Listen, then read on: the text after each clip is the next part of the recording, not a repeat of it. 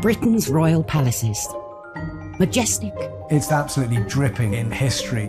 Luxurious. The White Drawing Room at Buckingham Palace is like a scene from a Disney film. And packed to the rafters with incredible secrets. Secrets that the royal family would much prefer not to be made public. From royal courtships to royal births to royal marriages and scandals, the palaces have played host to all of that.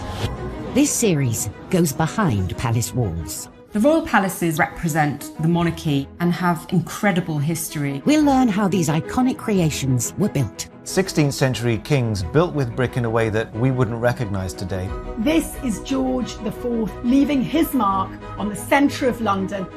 Uncover the spectacular palace art housed within. The royal collection is vast, and I mean vast. It has more than 1 million objects spread across all of the royal palaces. Just imagine what has been collected over centuries. So this collection is unlike any other collection in the world. Discover their gruesome stories. It's an amazing insight into the royals' history, but also our common history. Frankly, if you're going to cut the head off a king, it's got to be done in a palace. And relive the recent events that shaped the modern royal family. The whole case was an absolute fiasco and a huge embarrassment. The Queen was particularly aggrieved that Harry had done it in the way that he had. This is The Secrets of the Royal Palaces.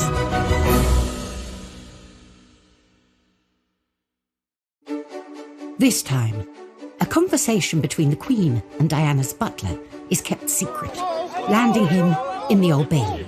I just felt as if I betrayed the princess's legacy, when all I'd ever wanted to do was protect her. We explore the royals' hidden getaway, the vast estate of Balmoral. They can walk for 4 or 5 hours and not come across a living soul. We discover that Henry VIII's great lost palace was a stadium for violence. What he does when he restores Whitehall Palace is he makes sure it has to have its own special cockfighting pit. And we reveal the secret story behind one of the most iconic statues in the country. To their astonishment, they found out that it was actually one of Queen Victoria's own daughters. And royal protocol is tested with President Trump's state visit to Windsor Castle. There was a lot of nervousness about how Trump would behave. All eyes were on him.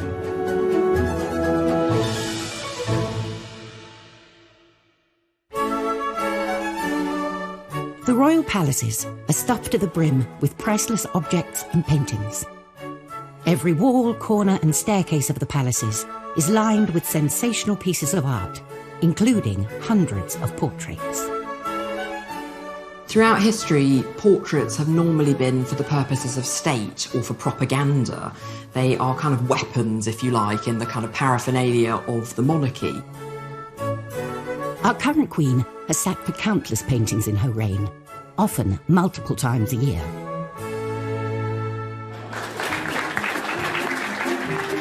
She has a room in Buckingham Palace, the Yellow Drawing Room, that is specifically set up for artists. And I suspect that she takes the view that sitting for a portrait painter is an occupational hazard. Many of these portraits are displayed across the royal palaces for all to admire. But sometimes an artist delivers the unexpected. Ladies and gentlemen, I give you Lucian Freud. Lucian Freud was one of the most successful, popular, figurative artists of the 20th century. He was particularly well known for his really searingly truthful images of people. For nudes, which are very uncompromising, quite gritty, not particularly pretty. So eyebrows were raised when the Queen agreed to be his subject. It's quite a brave decision of the Queen. Freud offered to paint the Queen for free. And after years of secret negotiations, the Queen accepted. He kept insisting that the Queen would need to come to his studio, and he was asking for at least 72 sittings. The Queen, of course, is a phenomenally busy woman. She doesn't normally give more than a handful of sittings to any one portrait painter. Eventually they compromised. Freud would come to the Queen, painting her in the Royal Collection's Paint Conservation Studio in St. James's Palace. where she would sit for 20 sessions, far fewer than the original 72 sittings requested. When he realised he would have much less time, was he just immediately shrunk the size of the canvas. It's a really small, almost postcard-sized painting of the Queen. You'd see this cropped version of the Queen's head and shoulders with just that edge of the crown coming over her head. She could almost be one of us.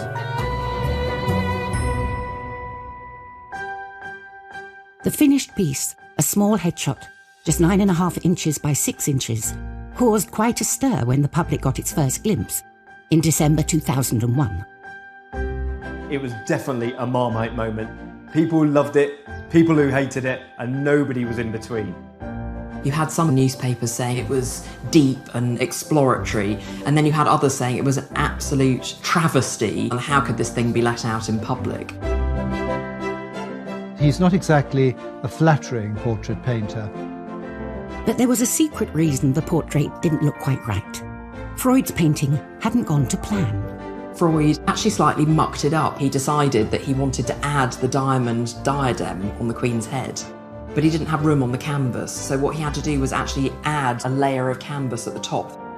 It's quite funny that after all those years of planning, he actually had to slightly bodge the job in the end. What the Queen thought, I don't know. She generally doesn't comment on the finished work of art. But he gave it to her, and I think it's one of the most valuable things in her collection.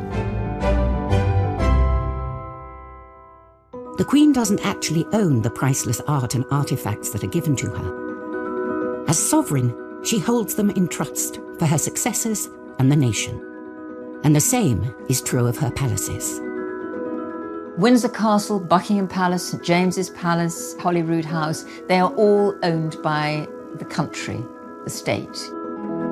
The only two royal residences that the Queen actually owns are beautiful Sandringham Estate in Norfolk and Balmoral in Scotland. For nearly 170 years, Balmoral has been the royal family's secret retreat in the Scottish Highlands. Balmoral is very Scottish. It's set in the most beautiful countryside in the Highlands of Scotland. The royal family's annual summer holiday here is a time for them to embrace all things Scottish. So you'll quite often kind of be woken up with the sounds of bagpipes. Being a Scot, that's something I wouldn't mind actually having a piper wake me up. In 1842, Queen Victoria and her husband Prince Albert fell in love with Scotland. She was infused by the romance of Scotland. She loved it, and so did Prince Albert. It reminded him of his native Germany, the great mountains of Bavaria, which of course were dotted with romantic castles. Victoria and Albert decided to invest in a Scottish castle of their own and bought one without ever having seen it. A painting was enough to make them part with £30,000, around £4 million in today's money, for Balmoral in the Cairngorms. Queen Victoria said it was a perfect place to escape from the sadness of the world. At that time, wars were raging across Europe. They'd found the perfect location, but there was one small issue with the castle itself. When they got to visit in 1848, Victoria said, well, yeah, it's lovely, but it's a bit small. So they moved into the existing castle and started building a bigger one 100 yards away. When it was finished, it had 70 rooms, including a huge ballroom. Its 7-storey tower harks back to medieval defensive tower houses, while its pepper-pot turrets are reminiscent of French chateaux. But Victoria and Albert's fantasy Scottish castle is not to everyone's taste. Balmoral is a really ugly building. I mean, phenomenal. It is a country house with an overscaled tower. It looks like a water tower stuck at one end. So it is a piece of architectural absurdity within a grand landscape. In addition to the castle, there are 150 other buildings dotted throughout the estate, including farms, cottages, and a distillery. But hidden away in a remote part of the estate lies a particularly important building. This is Glas Old Shiel, on the shores of Loch Mick. Nestled beneath a mountain, this remote spot is perhaps the most beautiful place on the estate. And this lodge reveals the untold story of Balmoral and Victoria and Albert's lost love. Coming up on Secrets of the Royal Palaces, the Kensington Palace butler fighting for his life. I had no backup, no defence. I was heading straight to prison. And the secrets of the witches of Holyrood. They find what they say is the devil's mark on her genitals. And they said, yep, it's true. I was the devil's witch.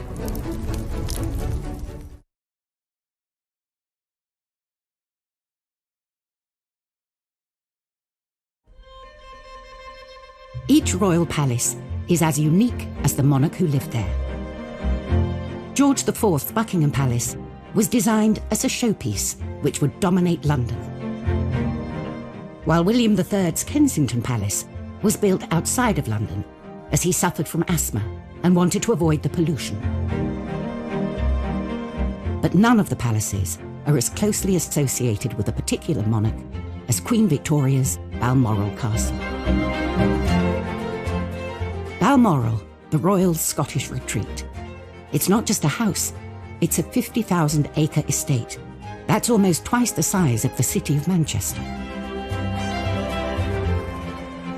Balmoral is hundreds of acres of nothingness with nobody. They can walk for 4 or 5 hours and not come across a living soul.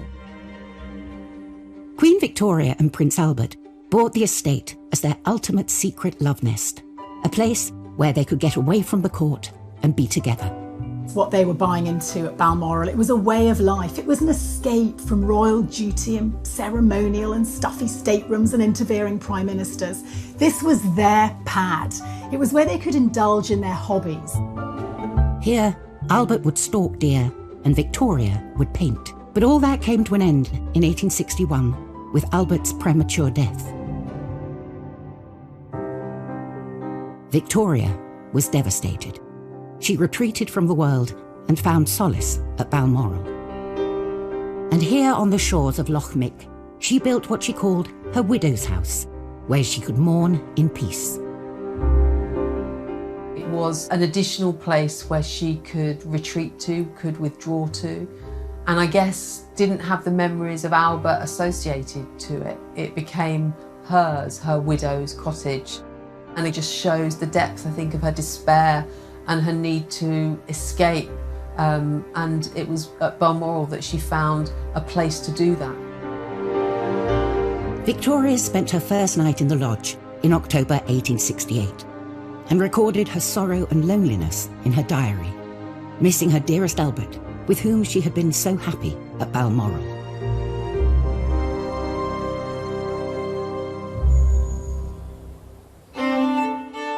In recent years, this lodge has been a favourite spot for royal picnics. And sometimes they open it to non-royals. One of its outbuildings is a bothy, a resting place for hikers.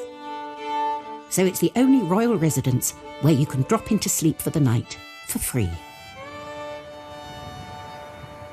Another hidden building on the estate, about a mile from the main castle, is particularly special to our current queen.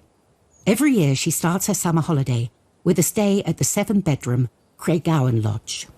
So since the house is open to the public for much of June and July, often the Queen will arrive in Scotland before the big house Balmoral is open. So she stays at Craiggowan Lodge. And I don't imagine she's doing the cooking or anything, but she and the Duke are able to be there as an ordinary married couple without the grandeur. I think the Queen sees the grandeur in these amazing houses as sort of part of the job. But the Queen, like anybody else, can only be in one room at a time. so one room at a small house is probably rather a nice change. For a person who can never go on a normal holiday like the rest of us, Balmoral is incredibly important in the summer as her retreat and her place to explore the Highlands. Balmoral has been the royal family's secret escape for generations, hidden away in the vastness of the Scottish Highlands. But not all Scottish palaces have such sedate and serene history. Scotland's James VI, who became James I of England after the union of the Scottish and English crowns, used the other Scottish palace, Holyrood House, as a court. He made himself judge, jury, and executioner in the trial of Agnes Sampson. James VI is convinced that witches are out to get him. And it all really starts with bad storms. His wife, Anne, she's coming over from Denmark to marry him, and he decides that the bad storms on the way are caused by witches who are trying to kill the future queen. So James called for one woman, Agnes Sampson, to be brought to Holyrood House, and she's questioned. And in front of the king, she refuses to say she's a witch. She says she's innocent. So she's taken to the Holyrood cells.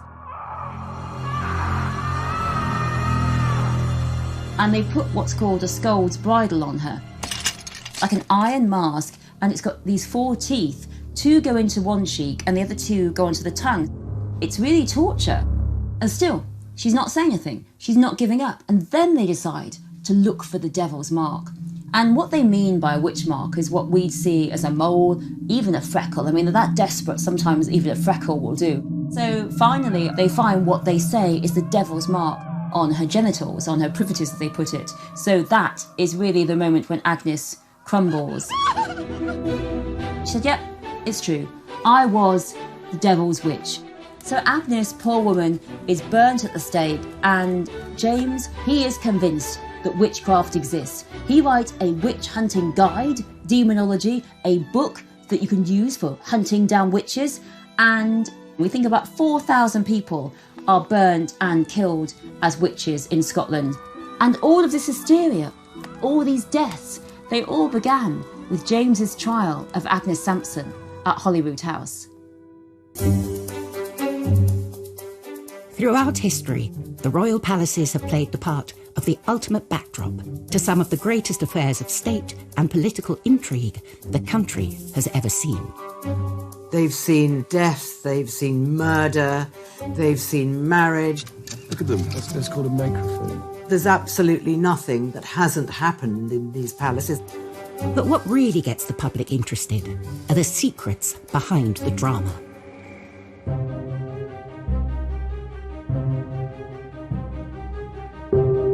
June 1998, Kensington Palace. 10 months after Princess Diana's death, her former butler, Paul Burrell, is spotted by the police. Duty police officer at Kensington Palace noticed Paul Burrell pulling up at about 3:30 in the morning, loading up his car with a couple of evening dresses and a wooden box. 3 years later, the police launch an investigation into the suspected sale of Princess Diana's personal possessions in America. It led police to Burrell's Cheshire home, where he was then living with his wife and 2 sons, and a dawn raid. When the police came to my family home that day, the bottom of my world fell out. I felt completely helpless and hopeless. Police spent 12 hours searching his house and found hundreds of Diana's possessions. It didn't take them very long to find about 2,000 different items. One officer went up into the loft and said, it's wall-to-wall royal dresses and stuff up here. The police's view was that this man was helping himself and stealing Diana's possessions. Burrell had worked for the Queen for 10 years. He was then asked by Diana to come and work for her and Prince Charles at Highgrove House as their butler. I was invited into her world. I became part of her world and became closer and closer as the years went by. Diana felt that she could trust him, she confided in him, and as he later revealed, she did ask him to provide some very intimate services, including smuggling boyfriends into Kensington Palace late at night. It all came to a boiling point when the couple decided to lead separate lives and separate. Charles said to Diana, "You can have anything you want. What do you want? Do you want the furniture? Do you want the silver? You name it. Make a list." So she made a list. And on top of that list, she put my name. And when Charles saw it, he said, "You can't have Paul. Paul came from my mama, and I need him for the future."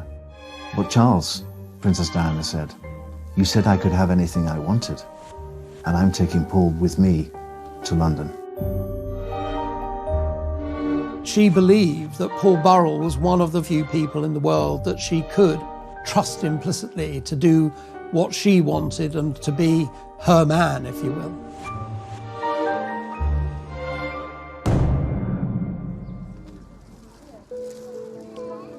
After Princess Diana's tragic death in 1997, Burrell was heavily involved in sorting her belongings at Kensington Palace. It was an arduous task, but I found it quite cathartic, really, to be in her world, to still be in control, to still be taking care of the things that she loved most. But Paul felt members of Diana's family were deliberately destroying her legacy, getting rid of material they didn't want the public to discover. He could see her mother and sister tearing up letters and removing things, and he felt that there were things in that palace which should be preserved for William and Harry. And Mrs. Shankid would sit on the settee in the princess's sitting room and constantly shred the princess's correspondence. She really did destroy part of the princess's world. Burrell started secretly protecting her possessions and removing them from Kensington Palace. And it was these items the police found in his home 3 years later. The 43-year-old former royal servant left a London police station this evening to return to his home in Chester, having been formally charged with stealing 342 items of personal property. The police believed they had enough evidence to take Burrell to court, with the apparent approval of Prince Charles. The police told the Prince of Wales they had photographic evidence of me wearing Diana's clothes. Of course, none of it was true. None of it was true. It never happened. The stage was set for a trial where the secret relationship between butler and princess would come under the spotlight. Paul Burrell has denied 3 charges of theft. And intimate details about the royal family could be exposed. It's impossible for anybody to have witnessed what happened. So because of that, I had no backup, no defense, none whatsoever. I was heading straight to prison. Coming up, the Queen reveals a secret conversation that will change the outcome of the Burrell case. Never before had a monarch intervened in a criminal court case. And Henry VIII sees a palace as the perfect backdrop for extreme sports. When he restores Whitehall Palace, he makes sure it has to have its own special cockfighting pit.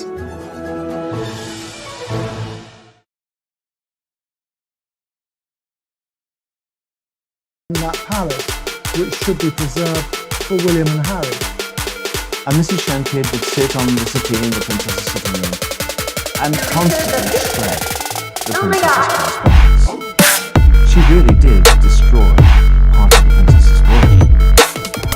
Burrell started secretly protecting her possessions and removing them from Kensington Palace.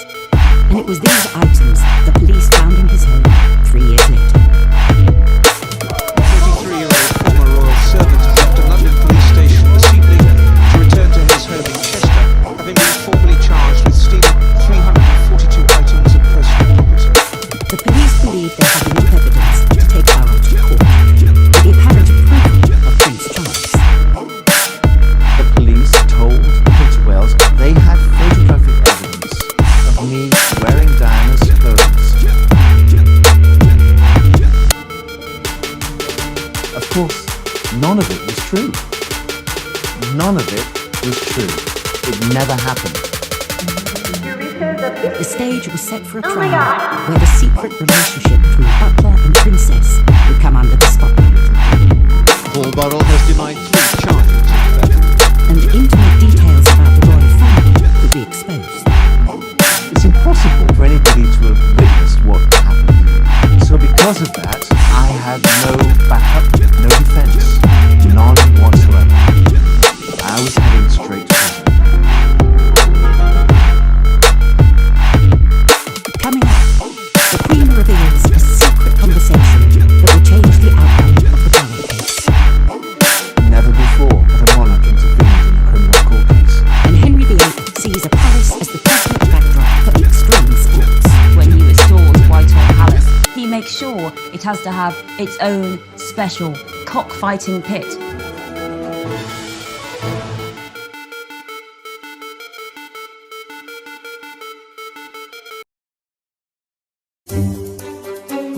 Behind the pomp and glamour of the British royal palaces is a hidden army of staff working night and day to keep the engine of the monarchy running. Very rarely do any of these backroom staff make it into the headlines. But in October 2002, all that changed with the trial of Princess Diana's former butler, Paul Burrell.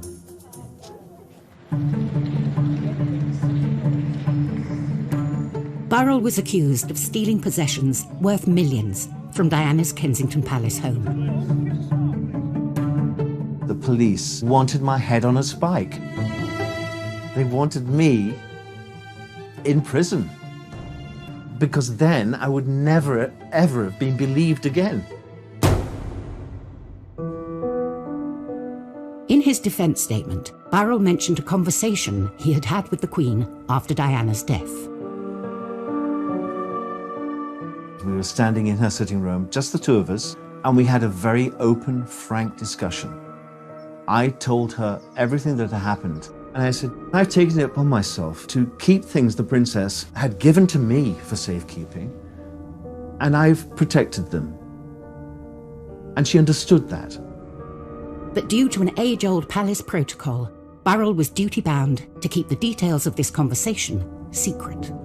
Paul Burrell couldn't say to his lawyers, look, I told the Queen I'd taken all of this. He was just prevented from doing so.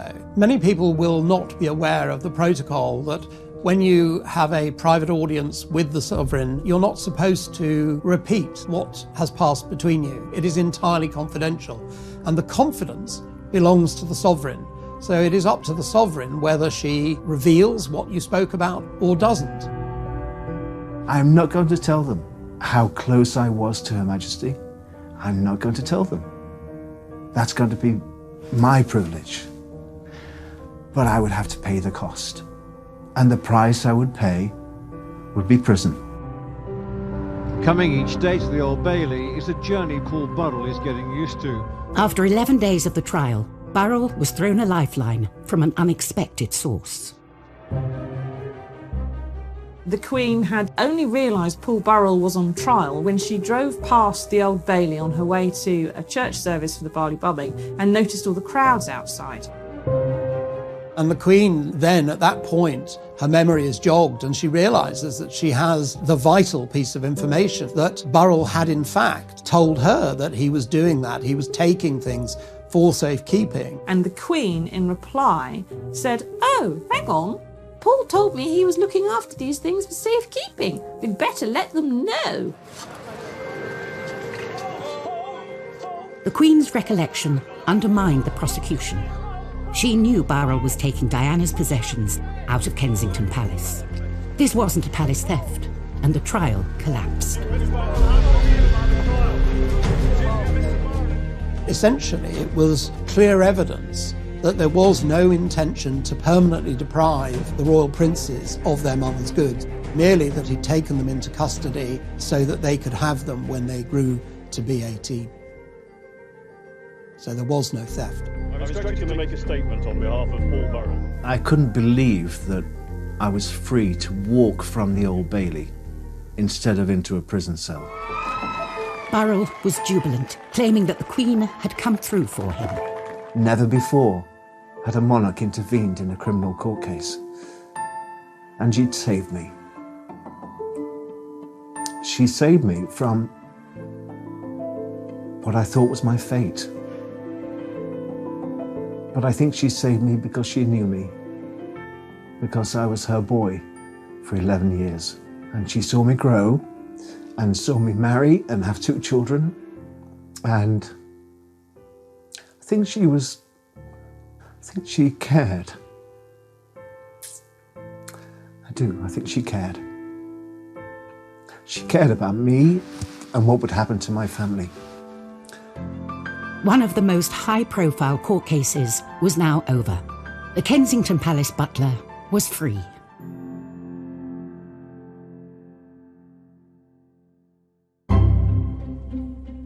Henry VIII's great lost royal residence, Whitehall Palace, stood in the heart of the British establishment before it was destroyed by fire in 1698. This palace was built for excitement. It was a pleasure palace, thanks largely to the cockpit at court. Henry VIII's Whitehall Palace. It wasn't what we'd imagine to be a palace. There were 4 tennis courts and a tilt yard for doing jousting.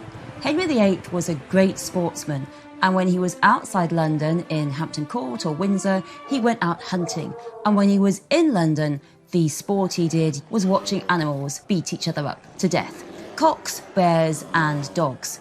Actually, cockfighting had really been wearing down in its popularity. Henry comes to the throne and cocks are back. And what he does when he restores Whitehall Palace is he makes sure it has to have its own special cockfighting pit, the large building surrounded by seating, so that when those 2 cocks go and fight it out, everyone can watch them and cheer them on. And Tudors loved it. It was not a time for happy lives for animals. You know what stands on the place of Henry VIII's cockfighting pit? That is now 10 Downing Street, the Prime Minister's residence, where those big, puffed-up cocks fight it out for power and glory behind closed doors. Whereas Henry VIII's Whitehall Palace was built in the centre of London and the British establishment, Balmoral was built as far away from it as possible. For Queen Victoria and Prince Albert, it was their secret getaway, a break from the hustle and bustle of court politics. Here they embraced the local culture and incorporated it into their castle. Balmoral is quintessentially Scottish, and quite deliberately. It was seen very much as an opportunity to make the British monarch seen as more Scottish rather than simply an English monarch. Victoria and Albert immersed themselves in the Highland life, especially when it came to their decor.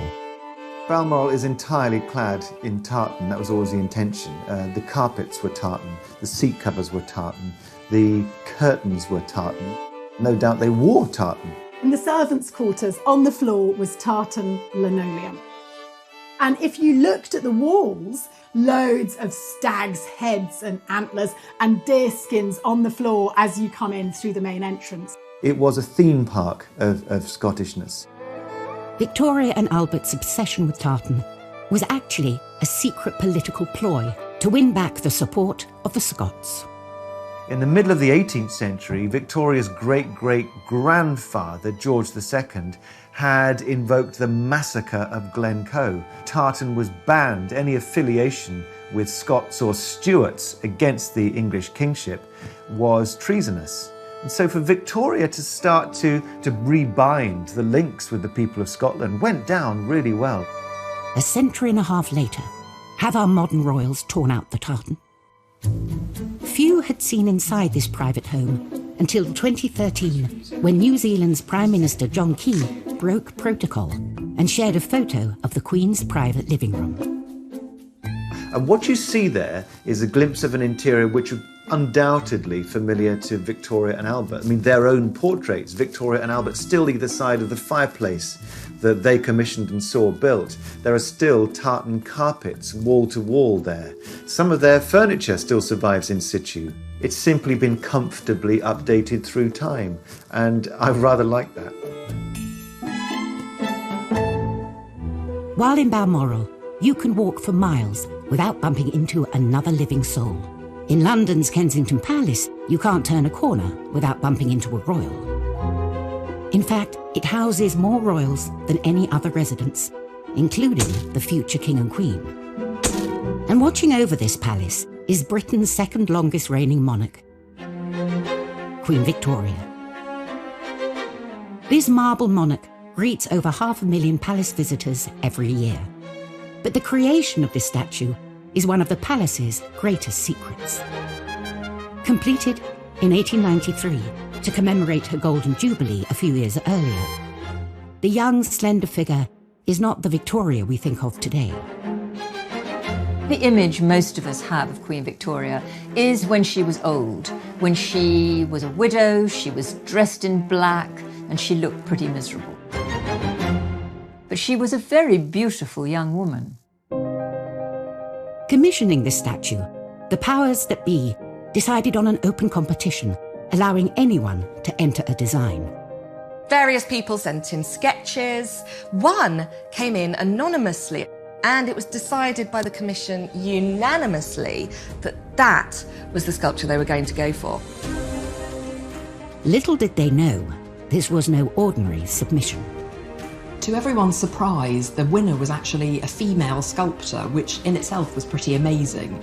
But then, to their astonishment, they found out that it was actually one of Queen Victoria's own daughters, Princess Louise. The sixth child of Victoria and Albert, Princess Louise, was something of a rebel princess. Princess Louise was probably the least conventional of Victoria's children. She rode bicycles, she smoked cigarettes, she had numerous affairs. She believed strongly in women's rights and suffrage. She also was very artistic. She wanted from a young age to go into what at this point was a male-dominated world of art and sculpture. Unsurprisingly, there were lots of subjects Louise and her mother did not see eye to eye on, including her sculpting. Victoria very much disapproved of her daughter's interest in sculpture. She thought it was a masculine art form and really unseemly for a princess. But the rebellious princess stuck to her guns. After much pushing and cajoling, she persuaded her mother to let her go to the National Art Training School, now the Royal College of Art. And that made her the very first princess ever to go to a public education institution.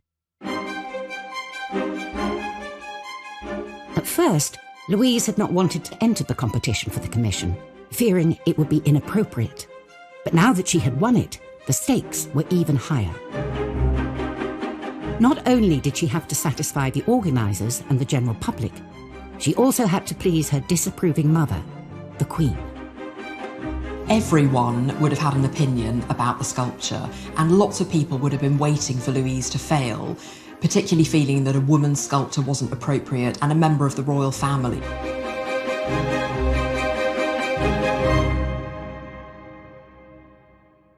Coming up, what would the forbidding Queen Victoria make of her daughter's artwork? You get a sense of the pressure coming from all directions. And President Trump refuses to follow the rulebook while visiting Buckingham Palace. Trump being Trump lands his chopper in the middle of the Buckingham Palace lawns.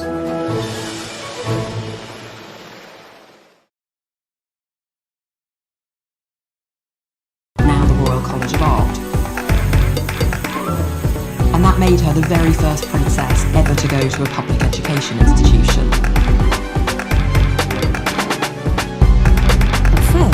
Louise had not wanted to enter the competition for the commission, fearing it would be inappropriate. But now that she had won it, the stakes were even higher. Not only did she have to satisfy the organisers and the general public, she also had to please her disapproving mother, the Queen.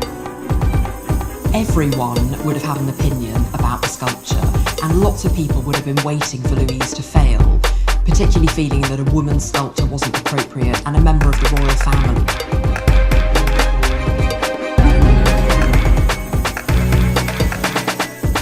Coming up, what would the forbidding Queen Victoria make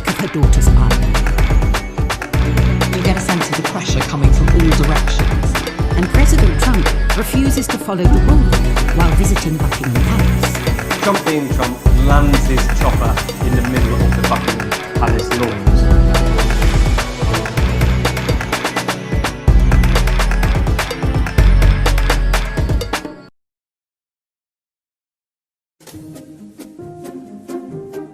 Kensington Palace houses more royals than any other residence. You've got Princess Eugenie and her husband Jack Brooks back there. Of course, you've got the Cambridges, the Department 1A, and the Gloucesters. I mean, the royals are very much packed in to Kensington Palace. And they're all watched over by the young Queen Victoria, thanks to a controversial statue designed by her daughter, Princess Louise.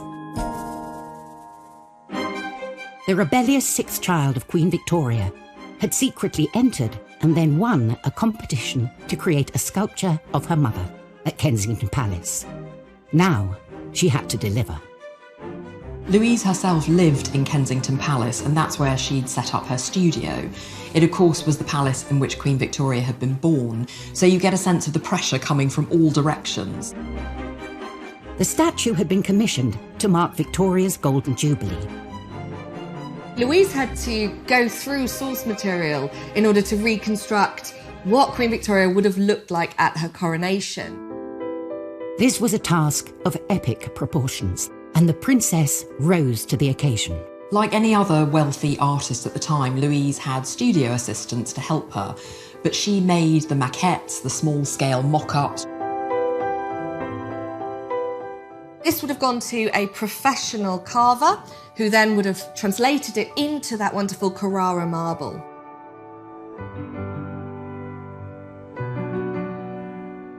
Although the statue had been commissioned for the 1887 Jubilee, it was not completed until 1893, on the anniversary of her coronation. Victoria herself unveiled the statue, but would she like it?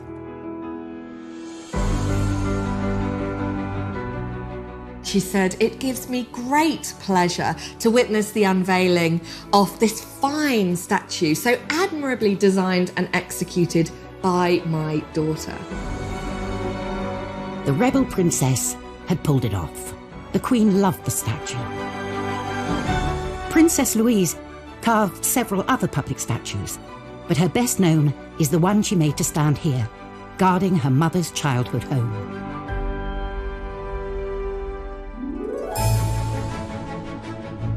In her 65-year reign, Queen Elizabeth has hosted 113 state visits.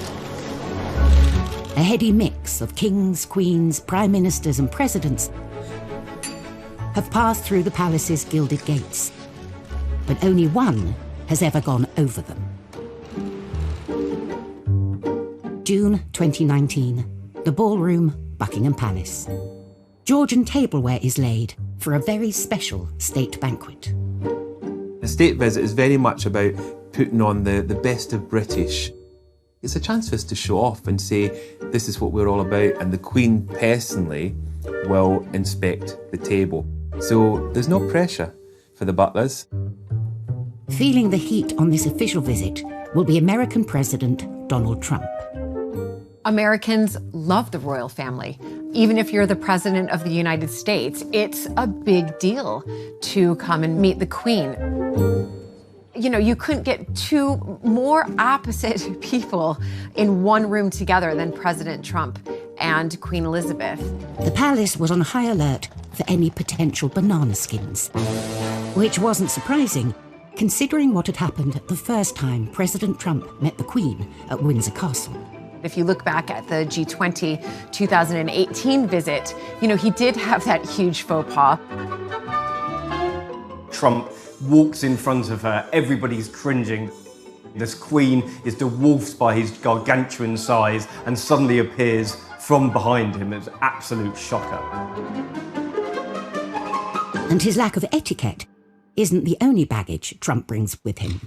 No, this room is full of mirrors. Where do you want? Where would you like us? If you look at the two state visits between Obama and Trump, it's almost night and day. You know, when Obama arrived, he obviously took a car to Buckingham Palace, and the streets were lined with people cheering him on. And it completely opposite when Trump arrived. The streets were lined mostly with people protesting his visit.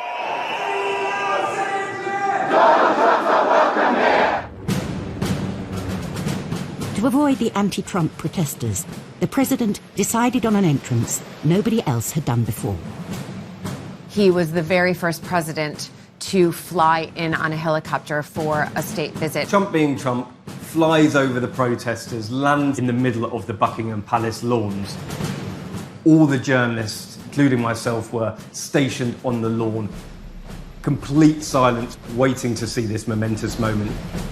He emerges from the helicopter. He thought he was going to meet the Queen, but it was Charles and Camilla who were the first to meet him. Only then did Trump get to join Her Majesty and inspect the guard from a safe distance. I think he probably surprised many people in that he was quite quiet and subdued. It's almost like you're visiting your granny. And you remember when you used to go and visit your granny, you would wear your best clothes, you would mind your P's and Q's, you wouldn't make any mistakes. President Trump knew he needed to be on the very best behavior. You have to remember, this Queen has been through everything. She's seen it all. This is just another president. Next time, at Windsor Castle, the world's oldest working kitchen rises from the ashes. The archaeologists revealed something quite extraordinary, that this was original to Edward III's building. We explore the mysterious Balmoral pyramid. It is really not what you would expect to see in the middle of the Scottish Highlands. And Diana's statue fails to materialise at Kensington Palace. Is this further evidence of the fractious relationship between the two of them?